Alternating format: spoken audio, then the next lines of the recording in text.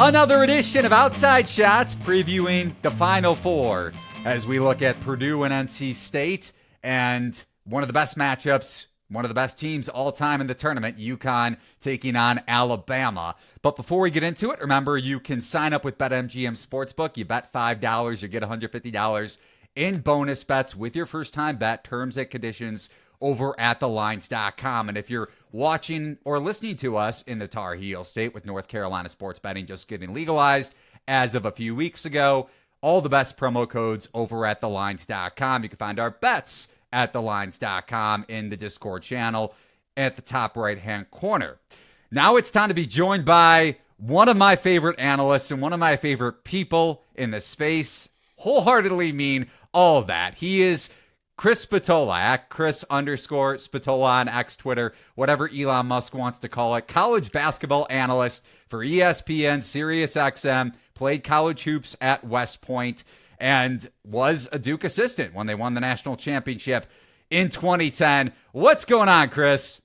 Eli, what's up, brother? It's great to be here with you, man. Yeah, excited to talk hoops with you. And as we look back at the Elite Eight, and obviously drawing back to the Final Four, we'll dig into the matchups here in a moment. But we're going to talk about the teams that are still alive. So of the teams that got ousted over the weekend, whether it was Tennessee, Duke, Illinois, Clemson, which team disappointed you the most? Or maybe you weren't a big fan of their game plan, anything of that regard? Yeah, I think if you're, and this is not to take away from Purdue, because Purdue's exceptional. I mean, the UConn and Purdue have been the two classes of college basketball the last 2 years. But I will say, if you're Rick Barnes the day after that game, that loss to Purdue, I think there are moments to be really disappointed about from that game. I mean, first of all, they were up 11, 32-21 in that first half, about 5 minutes left in that first half. And Matt Painter, rightfully so, calls a timeout. And out of that timeout, and part of this speaks to the toughness of Purdue, but to give the lead back as quickly as Tennessee did, I thought that was the game, quite frankly. You know, we talk about how games end. I thought that being up 11 at the end of the first half and then losing the lead as quickly as they did, and then to be down at halftime was disappointing for Tennessee. And then for those other guys outside of Dalton Knecht, for Knecht to go for 37, and for Zakai Ziegler to not play well, to go 3 for 12, 1 of 8 from 3, for Jonas Edey to play as poorly as he did. I mean, for those other guys, for nobody else to be in double figures, I think you got to be really disappointed, for Tennessee, because, you know, at the end of the day, even though Edey has 40, their defense certainly, you know, was capable of enough of winning that game. But for those other guys to not pitch in after what Knecht had done, I think you got to be really disappointed if you're Rick Barnes. When we talk about Purdue, obviously Edey is in the spotlight in a positive and in a negative sense for people that think, okay, he fouls more often than not, yet he only has, I think, one foul for the game or one foul late in the first half, midway through the second half, whatever it was. What do you make of the officiating between one of the best college basketball players of all time, especially in a physical matchup like that? Well, look, it's how players like that have always been officiated. To be quite honest with you, and I always say this about Shaq and LeBron, for example. Like, I think they've been the poorest officiated players to ever play basketball. And people who think they get a kind whistle say, "What are you talking about?" Well, I think there are more calls that are not made than are those that are made and are debatable. And I think it's the same with Zach Edey. Like, yeah, he gets a lot of calls, but, you know, there's a lot you're going to have to do in order to try to play that guy. And frankly, I think he's being fouled more than he's getting the benefit of. And it comes down to how you want to cover him. You know, if you're going to single cover him, like Tennessee was trying to do throughout the game. I mean, I remember talking to Chris Collins, who you know, obviously is the head coach at Northwestern. I was talking to him earlier this season about defending Edey. And he said, look, if you're going to single cover him, he's going to foul your team out. He's going to foul your front line out. You have to double him. Like, that was Chris's take on it. Now, teams have tried to do different things, but the fact of the matter is, if you're going to try to single cover him, he's too big. And so, I look, you could say whatever you want about the aesthetic of the game and the impact that he has had, but he's an alien. I mean, at the end of the day, Zach Edey is an alien, and teams, there's just no right solution. He's a near impossibility to guard, and a lot of it having to do with the fact that he's very hard to defend without fouling. But I have no complaints over the way he's been officiated. Now, I do have complaints at times about how long he's allowed to stand in the lane. And in that Tennessee game, I mean, there were a number of times I'm like, my God, I mean, what are they supposed to do if a player's allowed to stand in the lane for 10 seconds? So I have more issue with the amount of time he's allowed to spend in the lane than I do how he's being officiated from a foul standpoint. So do you think there should be 3-second violation or whatever it may be that gives the ball back to the opposition? Or if you were an official in that situation, how would you handle it? Yeah, I do. I think that's now. Look, the retort to that would be, well, they never call 3 seconds. Well, maybe they should, but to me, that's beside the point. When you have a player like that whose presence in the lane is so pronounced, I do think it begins to become a disadvantage. And again, I think that's across the board. It's probably not called as much as certainly is dictated by rule. But maybe I'm seeing it more because he's 7'4" and 300 pounds. But yeah, I think that is the disadvantage that that he presents, is if you're allowing him to stand in the lane and post like that for as long as he can at times. Again, he is diligent about trying to get out of there. But there are times, you ask any Big Ten coach and you ask coaches in this tournament that played Purdue, that 3-second call is sometimes overlooked when it comes to him. Yeah, and it's definitely overlooked in terms of the discussion point. The discussion point is with Edey, well, he either fouls too much or doesn't get enough calls to a certain extent. But I'm with you. I think that's a very under-discussed point. Now, as we touch on Purdue, number 1 seed Boilermakers taking on the 11th seed NC State Wolfpack in the Final Four. First game in Phoenix. Boilermakers a 9.5-point favorite at BetMGM, -105, so a little vig in the Wolfpack's direction. NC State plus 350 on the money line, total of 145. We mentioned Edey. So with NC State in particular, with their defense, when Burns is on the floor, I know Burns obviously got his flowers against Kyle Filipowski, but Middlebrooks off the bench, at least to me, is a better pick and roll defender than Burns is. And we know how much Purdue wants to run pick and roll among other sets with Zach Edey, top 65 in pick and roll frequency across college basketball. Purdue didn't shoot well against Tennessee, so I'm with you just going back to that conversation that Tennessee had their chance against Purdue just because Boilermakers had an off shooting night from deep. But what do you make of that matchup specifically with NC State's ball screen coverage going up against Edey? Yeah, I think you hit on an important point in this game. I think a lot of people look at Edey and Burns and just assume this is going to be a one-on-one sumo wrestling match down on the block, and I think it's going to be the farthest thing from that. First of all, Burns, despite his size, cannot guard Edey one-on-one. He's not tall enough. I mean, that's one of the areas where Edey has really excelled. He runs the floor, he gets deep position, and once he catches it in there, he's going up over the top, and he's become very efficient with that hook over the top with either hand. I mean, he's certainly much better with his right, but he's shooting it with his left, and he's going to go right up over the top of DJ Burns. So they're going to have to, I think, double. Certainly if Middlebrooks is on him. Now, your point about pick and rolls is a really good one, and this is where Braden Smith becomes really, really just an outstanding complement to Zach Edey. I think in a vacuum, Braden Smith is a really good player. Would he put up the numbers that he has put up if he weren't playing with Zach Edey? That's certainly a different question. But the fact is, Braden Smith is a fantastic complement to Zach Edey, and it starts with the pick and roll. I go back to that game earlier in the season against Arizona. Braden Smith and Fletcher Lawyer had a career day, and it was mostly out of the pick and roll because Omar Ballo is in drop coverage, deep drop. And so Braden Smith and Lawyer were given freedom of movement off of that pick and roll to either take threes, to get into the mid-range, to pull up for that mid-range jumper, or obviously the lob that we saw a couple times in the Tennessee game. It's one of the toughest things to guard in basketball outside of Edey on the block, catching it deep. That Braden Smith, Edey pick and roll is tough. And so That's where I think you're going to see. We saw Tennessee try to be aggressive out of it.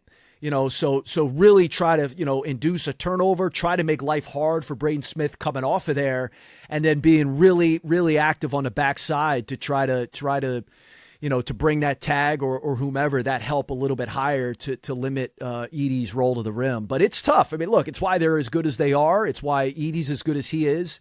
And he has a great maestro handling the ball and Braden Smith out of that. And you mentioned drop coverage. I'm glad you brought that up because Edey predominantly plays that way defensively. Now, in the second half, to his credit, and to Painter's credit for that matter, I thought Edey did a good job sometimes coming out of that and contesting Dalton Connect on some of those mid-range jump shots. But as you hit on, Connect had an otherworldly game, as did Zach Edey offensively. How do you think NC State's guards could take advantage of Purdue's drop coverage with Edey, assuming that is a constant throughout the matchup? DJ Horn, Casey Morsell, for the most part, pretty good mid-range jump shooters.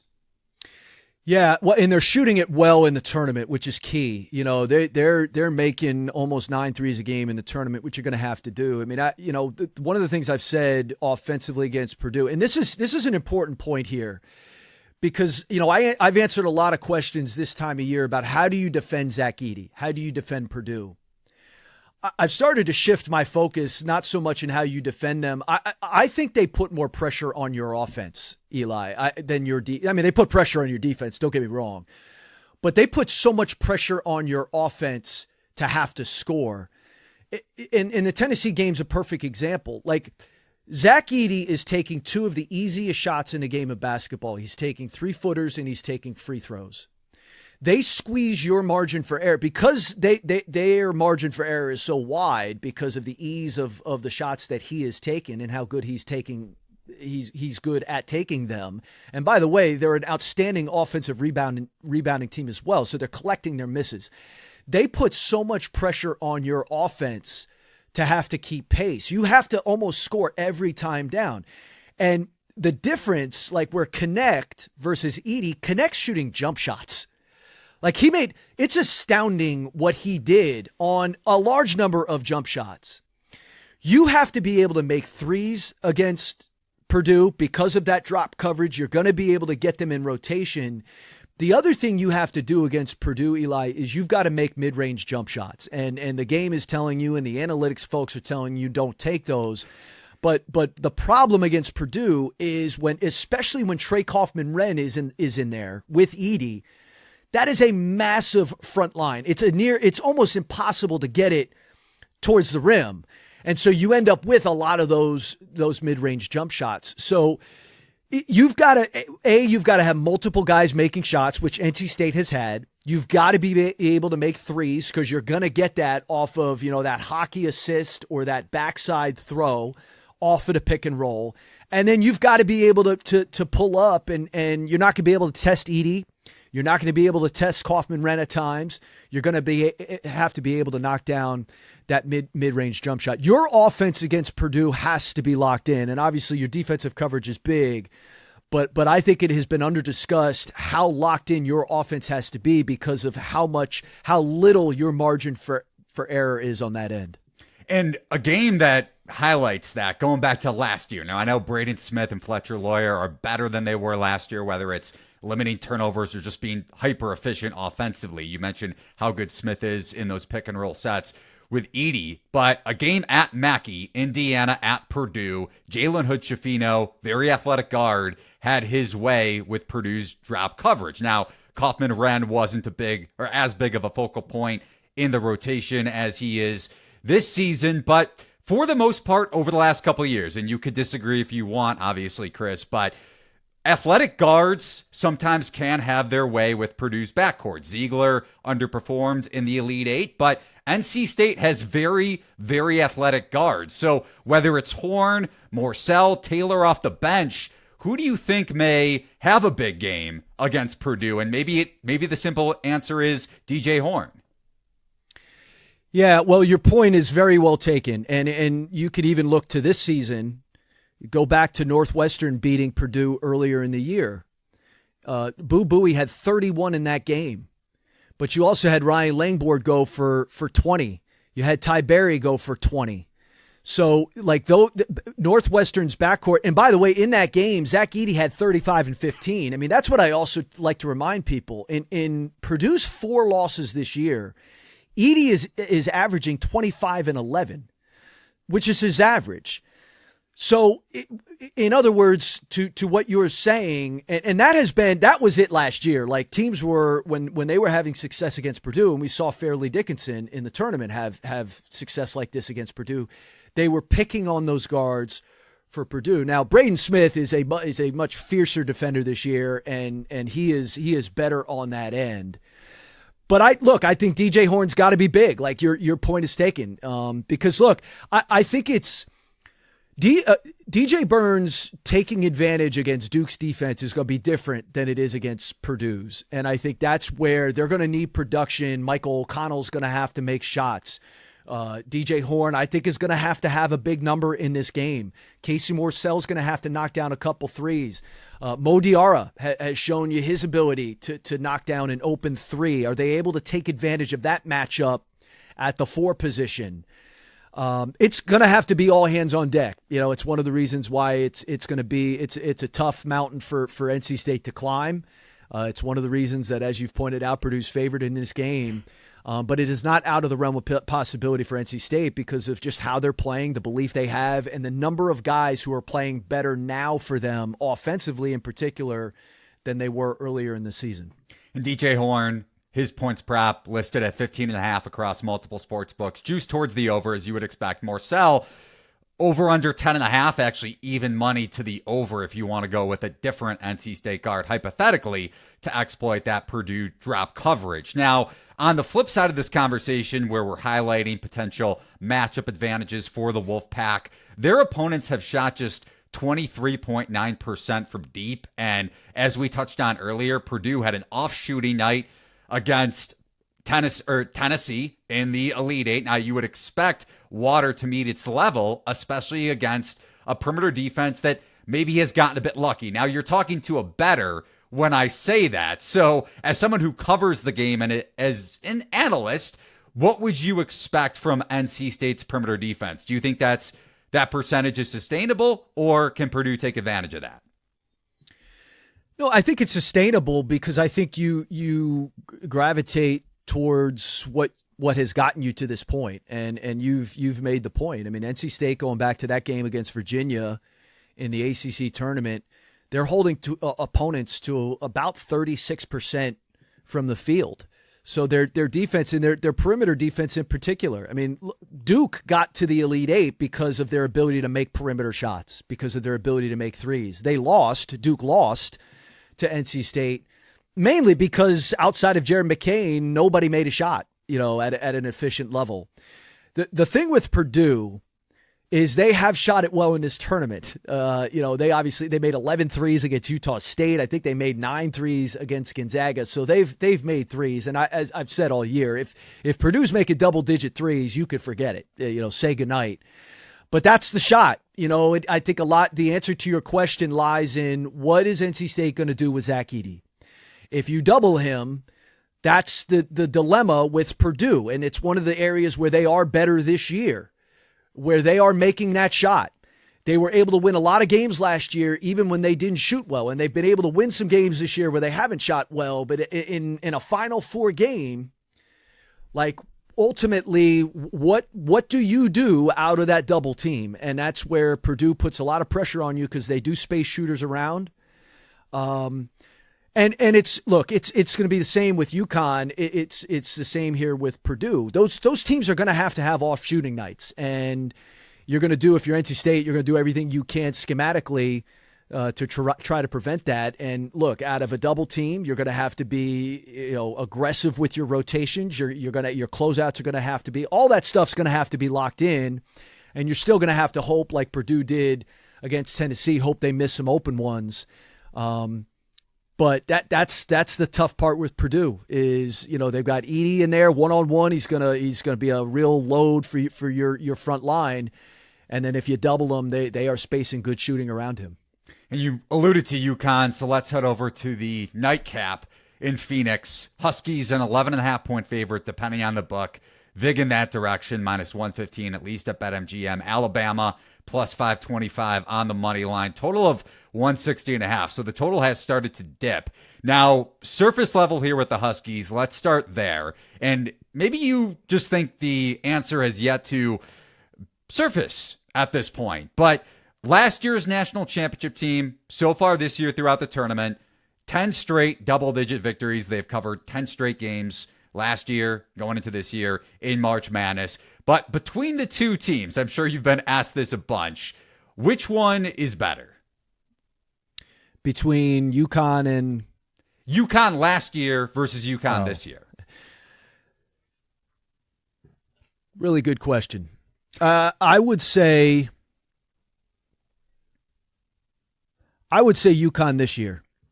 And I would say it for two reasons. One, they've been through last year's experience, which matters and helps. Two, Donovan Clingan is a better player than Adama Sanogo. And frankly, I think he may be their best player right now. Look, I love Tristan Newton, and I think what he has done for that team all year has been understated. Like, if there was one guy, if I was starting a team out of players in this tournament, one guy that I would take, not really knowing who else is around him, it would be Tristan Newton. But I think Donovan Clingan has turned into their best player. I mean, he's better. Donovan Clingan's growth has been so exponential. Like, he's better today than he was even a week and a half ago. And so he's the difference. Like, he consumes your scouting report on both ends. I mean, obviously he's gonna consume your scouting report offensively. Like, you cannot suffer from the hubris that I thought Illinois did in trying to attack him over and over and over again. Because one of the dynamic things about Clingan, and one of the more amazing things about him, is he has the ability to block shots without fouling. I mean, you look at the Illinois and Northwestern games, he had 13 blocks in those two games and only 2 fouls. For a player of that size, who's that young, to be able to play defensively and impact the defensive end the way he does without fouling is pretty remarkable. You also have to scheme for him on the other end, because as we saw at the beginning of the Illinois game, his first 3 touches were right in front of the rim, and he was able to go right up over the top of Coleman Hawkins. So I think it's a great question. I think they're a better version of themselves this year because they're a year older. You've got some DNA left over. And I love the addition of Cam Spencer. I really do. Like, I think the addition of Cam Spencer has been huge for them. His ego, his swag, obviously his game, and then obviously Stephon Castle in there as well as a new member of that starting lineup. I love their dynamic a lot more this year. So as we talk about scheming around Clingan at both ends of the floor, you mentioned Illinois' matchup and their game plan going into that UConn game. Obviously, you're going up against a juggernaut, but you mentioned Tennessee maybe underperforming to an extent against Purdue, especially Ziegler, when Connect has that sort of a performance. This is a take from me. I'm not putting this in your mouth, Chris, but I thought Underwood did a pretty poor job trying to attack UConn's drop coverage, because as we saw in those 3 St. John's UConn matchups, now I know the Johnnies didn't win any of those games, but they covered 2, so they kept 2 of those games pretty tight. And honestly, the middle sandwich game was pretty competitive, especially in the first half. St. John's was up at the break at MSG.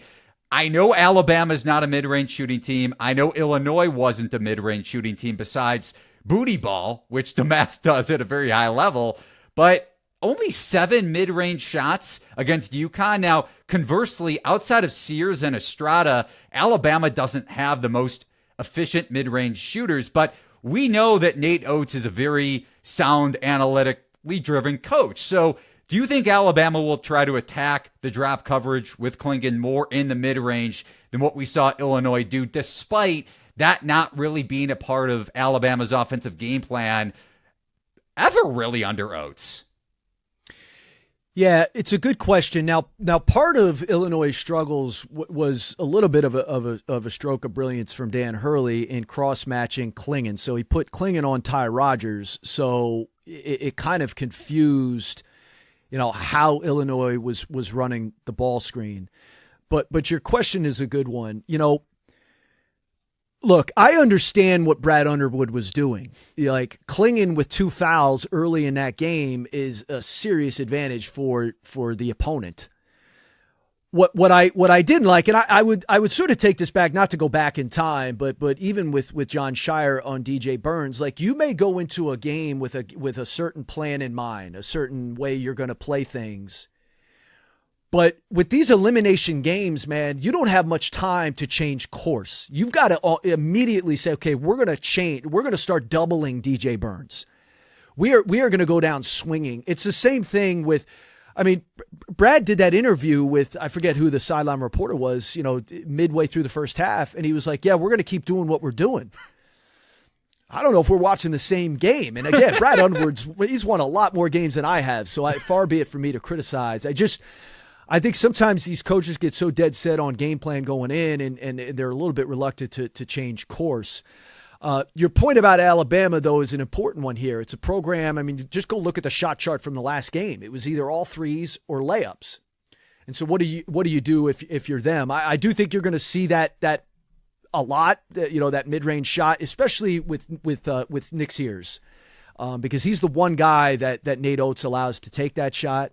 He's been pretty efficient with it, and I think you're going to see a lot of him out of that pick and roll. So, look, and the other thing too, like you don't necessarily have to shoot it, and that's where Alabama, when you're spacing the shooting that they do, and it would be nice to get Latrell Wrightsell back. I mean, that's again something that has not been really discussed a lot in the last two wins for Alabama. They're playing without their best 3-point shooter, and really a guy who's a tough matchup.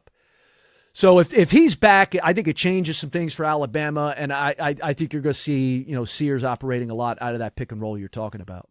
And not only is Wrightsell an elite 3-point shooter, at least statistically, to your point, but an elite defender. So on the flip side of that, we've touched on, okay, how does Alabama match up against Klingon? And when you look at the numbers, not a great post-up defense. We saw Clemson take full advantage of that. I will raise my hand.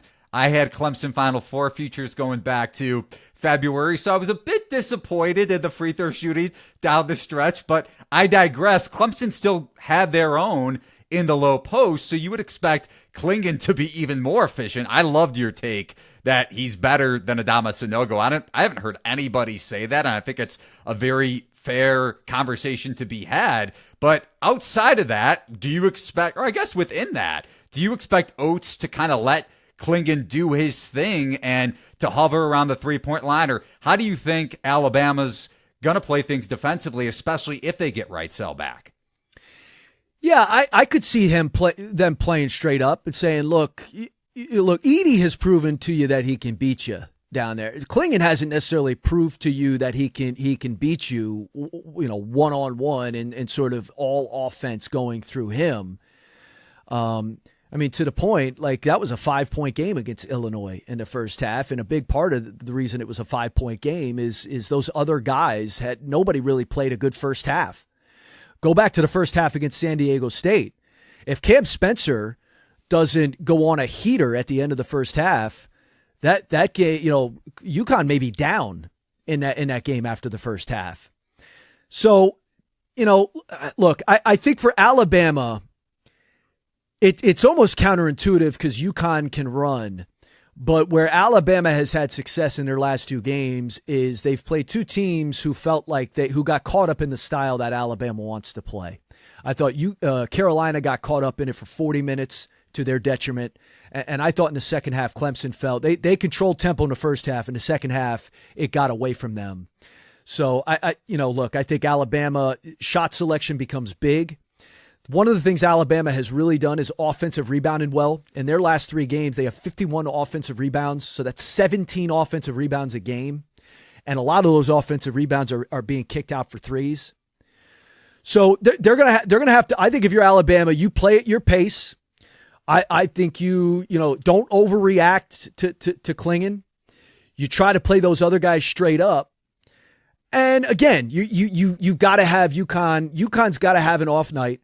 Alabama, do they have to make 16 threes again like they did the other day? It's going to be tough to summon a performance like that, but they're going to need 12, 13 threes in this game. UConn to have an off night, and you just can't give up any cheap stuff. I mean, that's the thing where you got to make UConn, you got to make them earn what they're getting, and of course they've done a lot of that earning over the last couple of years, but Alabama's unique. It's one of the reasons why NC State and Alabama have played well in this tournament, because you get both of those teams out of their leagues. Nobody has seen DJ Burns outside of teams in the ACC, and there aren't many teams. I mean, in the Big East, there aren't teams that play like Alabama, and so they're very unique. And I think Alabama, once they've gotten out of that SEC, teams that are comfortable playing against their style, they've had some real success, obviously, in this tournament. And you go back to those last two games in particular against Clemson and UNC for Alabama. I thought your point was excellent.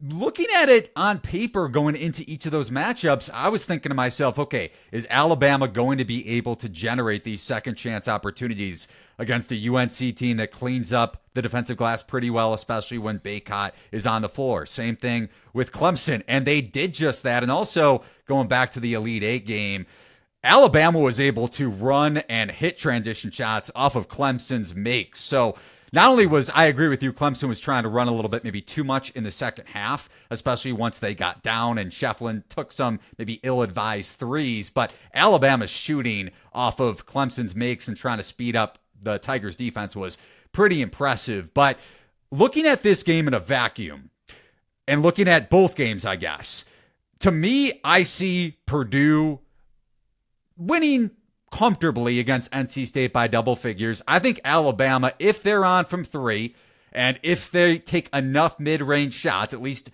my vantage point against that clink and drop coverage, no matter how poor Alabama's defensive numbers maybe regress in this game just because their opponents are shooting at about 28% from three, if UConn regresses positively from three after some poor shooting performances from behind the arc over their first four NCAA tournament games, it's going to boil down to, like you said, how Alabama plays offensively and if they could speed up UConn's defense enough. So overall, big picture, how do you see both of these matchups going, final margin of victory wise? Yeah, I'm a big margin for error guy this time of the year, and I don't know exactly how you quantify that, but sometimes, Eli, my best analysis is the kind you can't quantify. I just think Purdue and UConn, they have multiple ways to beat you, and they have multiple guys who can beat you.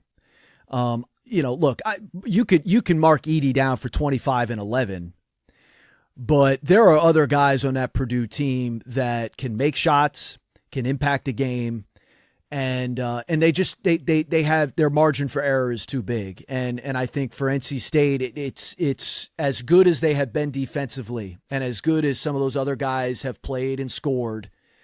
I just don't think they have the muscle, the firepower to be able to stay with Purdue. So I think Purdue wins that game. And then the one thing about Alabama we have not talked about has been their defense. It has not been good this year. It really hasn't. And in part, their offense, because they've had firepower in this tournament and they score a lot of points during the regular season, but part of that is the number of possessions they create in the game with their tempo. They have not been as efficient a scoring team as they have over the last couple of years. And by the way, you go back 3 years ago, when they had Herb Jones, I mean, that Alabama team was really good defensively. I just don't think they can guard UConn. And I think UConn has shown you, again, back to the point of margin for error, UConn has showed you, how do you want play? Like, how do you want your ultimate death? You want us to offensive rebound? Okay, we'll give you 21 of those. You want us to shoot well from three? Okay, we'll do that. You want us to not shoot well and still beat you? Okay, well, we'll do that like they did against Illinois. I mean, they have so many different ways to beat you. And by the way, in the last three games for UConn, 3 different guys have led them in scoring in the game. I just think they have too much depth. They have too much firepower. They have too much confidence, belief, and it puts too much pressure on Alabama to have one of those. Which, look, they could certainly have, but one of those games where they make 15 threes and UConn again goes 3 of 20 from three, and you have some sort of lopsided offensive numbers like that. So I think UConn and Purdue end up winning those games. All right, and then wrapping it up here, Chris. Some little known fact that some of our viewers and listeners may not know about you. You're Coach K's son-in-law, and there are opinions both positive and negative about your father-in-law. I have really? made some. I've never heard that. You may or may not have seen some some tweets that I've thrown out there that I'm sure your father-in-law would not appreciate in a very jokey way. I will say that, of course, in jest, no doubt about it. But you know him very, very well, and you've spent a lot of time with him. And we were talking before the podcast started about some things you guys like to do, maybe go out to Vegas, have a good time out on the West Coast. So what's an under-the-radar story or just one thing that some of our viewers and listeners, our audience, may not know about Coach K, Mike Krzyzewski, your father-in-law? Well, he's a good man. You know, I've known him in a number of different ways, Eli. I mean, he's first of all, I've known my wife since she was 14 years old. You know, I met her. She was working her dad's basketball camp, and I was a camper at the camp, and clearly was not focused on becoming a better basketball player. I was focused on picking up Coach K's daughter at the concession stand at camp. But I've known Coach a long, long time. I've known him since I was that young, and of course we share the West Point, the West Point background and alma mater, and that I work for him, like you said, and he's you know, my wife's dad and my grandfather to my kids. He's a terrific grandfather. So I've known him on a number of different levels. And I will, to your point about Vegas, he and his wife Mickey love Las Vegas. It's one of their favorite places to go. And I love going there, but I've gotten spoiled because really the only time I want to go there now is with him, because you stay in the nice hotels and you eat the nice dinners, and it's hard doing Vegas if you're not on his dime, but his generosity is incredible. But it's funny. I'll play some blackjack every once in a while, and and my wife, you know, and I will play some blackjack every once in a while. And we were out there one time, and we were sitting at this table, and we were talking basketball because it was one of those summers when USA Basketball was there. So we were there for USA Basketball. And somebody at the table, some guy, he had clearly had a few drinks.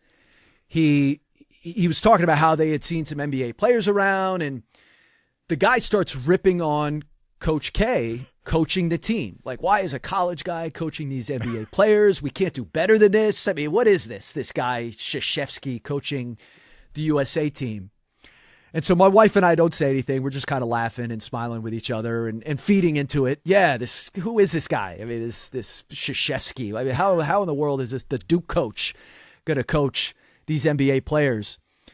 About 10 minutes later, Coach K walks up behind my wife and I to just say hello. Like he had been off on his video poker or wherever he was. He walks up behind my wife and I to say hello to us. And the guy sitting at the table who was trashing Krzyzewski just had he was like white in the face. He just was like, oh my God. So Coach says hello. He said, hey guys, what are you doing? Whatever. And he ends up walking away. And my wife, to her credit, looked at the guy and was just like, don't worry about it. You're good. We were just having some fun. So, but anyway, that was, I'll never forget that moment. I'll never forget the look on that guy's face. It was priceless. I'm sure I would have the same look if he's read anything that I've said or anything of that matter, but that is a great story, and you've had great analysis, Chris. Big fan of yours. We've known each other for a bit and really appreciate you hopping on Outside Shots. You can follow Chris at Chris_Spatola, college basketball analyst for ESPN and Sirius XM, played his college hoops at West Point, served in the Army, and former Duke assistant going back to their championship run decade plus ago. Really appreciate the time, Chris. Yeah, my pleasure, Eli.